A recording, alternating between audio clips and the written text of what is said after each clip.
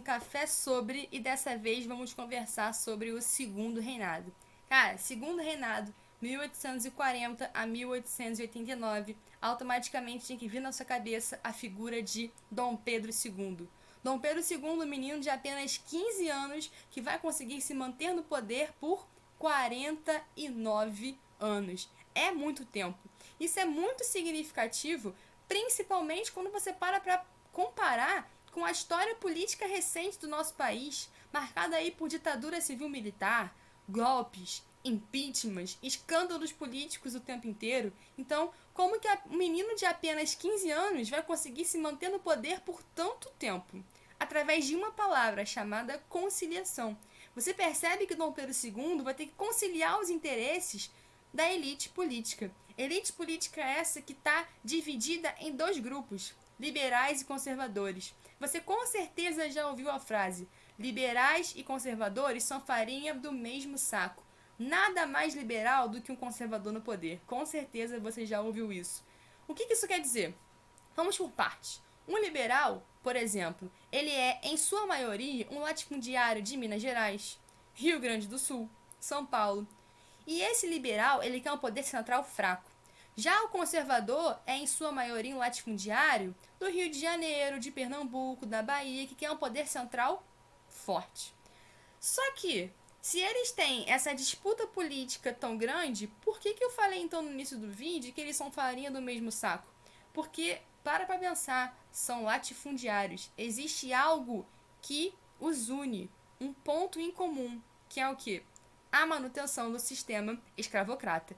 Então, pessoal, você percebe que essa disputa política entre eles era muito grande, mas existe um ponto que eles têm um acordo, que é a manutenção da escravidão. Mas eles entram em conflito o tempo inteiro. Você vai ter, por exemplo, ali entre 1841 e 1842, as eleições do cacete. Vai haver ali uma eleição para o parlamento e os liberais vão ganhar a partir de fraudes. Você tem aí gente que morreu votando. Como isso é possível? Então, os conservadores vão contestar o resultado dessa eleição. Então, para amenizar essas disputas políticas internas, Dom Pedro II vai tentar criar alguns dispositivos. Por exemplo, vai ser criado o parlamentarismo às avessas. Lembra lá parlamentarismo inglês, onde o rei reina, mas não governa? Temos também no Brasil. Como assim, professora? Parlamentarismo no Brasil? Sim, só que é às avessas. O que é o parlamentarismo às avessas de Dom Pedro II? Se no parlamentarismo inglês a população vota nos membros do parlamento e esse parlamento escolhe o seu primeiro-ministro, no Brasil vai ser a avessa, o contrário. A gente escolhe os membros do parlamento, beleza, e o parlamento faz o quê? Mais nada, apenas vota leis. Então, quem é que vai escolher o primeiro-ministro? Na verdade, no Brasil não vai se chamar primeiro-ministro, vai se chamar presidente do Conselho de Ministros. E quem vai nomear esse cara, chuta quem é? Dom Pedro II. Então você percebe que alguns historiadores vão chamar essa tática do Dom Pedro II de um grande teatro de sombras, que dá uma falsa noção aí de parlamentarismo, de poder central fraco, mas ele tá lá, ó, nas sombras, manipulando o resultado dessa jogada. Então você percebe que o Dom Pedro II, ele é um grande conciliador. Ele está sempre tentando ceder um pouquinho, mas deixando claro que o poder é dele. Para tentar minimizar essa disputa por poder político, você vai ter o Ministério da Conciliação, criado pelo Marquês do Paraná. Esse Ministério da Conciliação, pessoal, vai propor o seguinte: um revezamento ministerial. Um pouquinho liberal, um pouquinho conservador, para não dar briga, para todo mundo ficar feliz, beleza? Só que essas disputas políticas também são disputas econômicas, e a gente percebe isso claramente na questão do café. Ali na segunda metade do século XIX, você percebe a plantação do café crescendo cada vez mais numa região chamada Vale do Paraíba. Resende, Vassoura, sabe? Nessa região, que tem um terreno bastante acidentado, você está vendo os latifundiários usando aquele sistema clássico de plantation, latifúndio, escravocrata, monocultor, voltado para o mercado externo.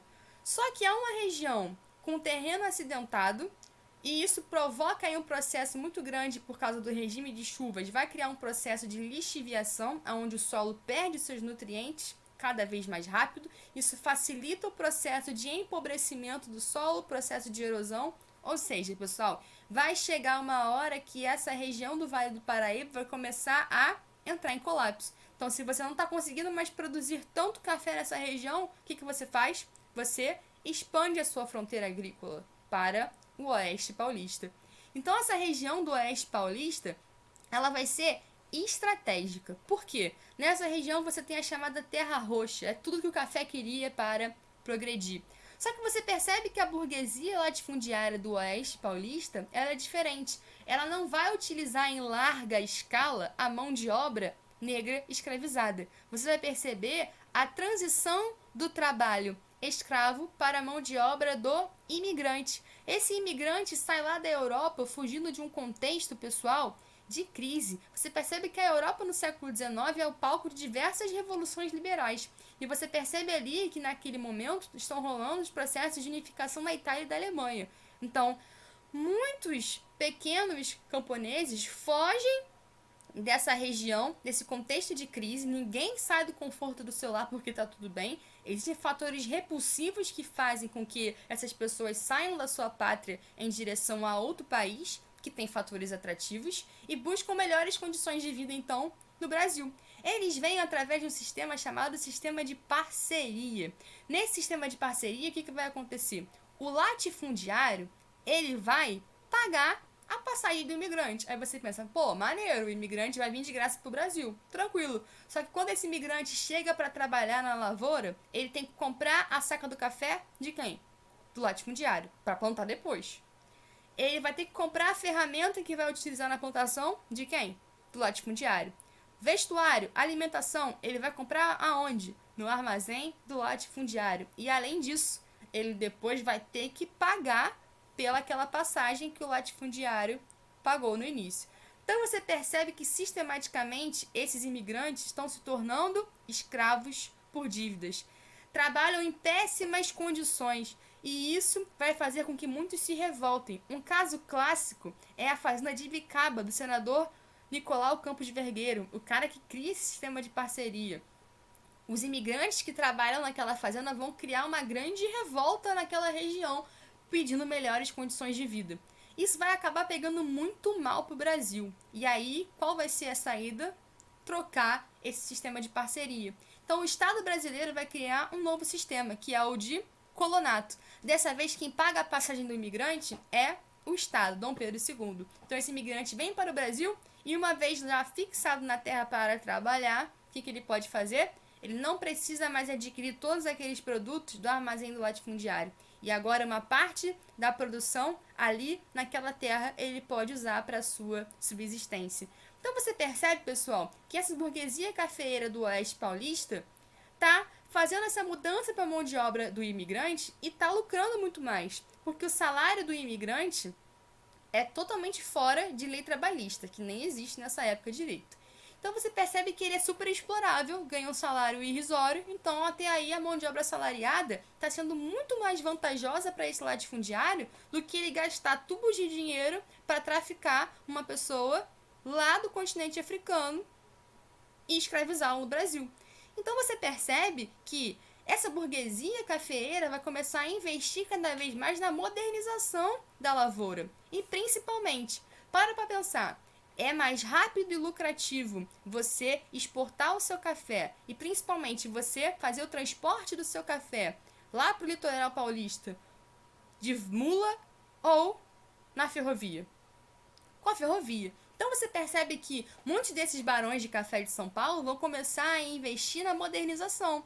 Ferrovia, luz a gás, companhias aí de seguro, bancos. Então você percebe que muitos latifundiários vão acabar investindo na industrialização, vão acabar investindo na maquinofatura. E pessoal, isso é importante porque você vê nesse momento no Brasil um surto industrial crescente. O grande nome desse surto industrial vai ser Irineu Evangelista de Souza, para os íntimos, o Barão de Mauá. Esse cara era um grande capitalista, ele vai investir em companhias de seguro, em bancos, em ferrovias. Então ele é um cara que é muito seguro de si e percebe que a industrialização do Brasil está crescendo cada vez mais, principalmente através aí de algumas leis, como a tarifa Alves Branco, que vai aí criar um protecionismo alfandegário, permitindo que a indústria brasileira, que está crescendo, mas ainda é muito incipiente, comece a lucrar cada vez mais.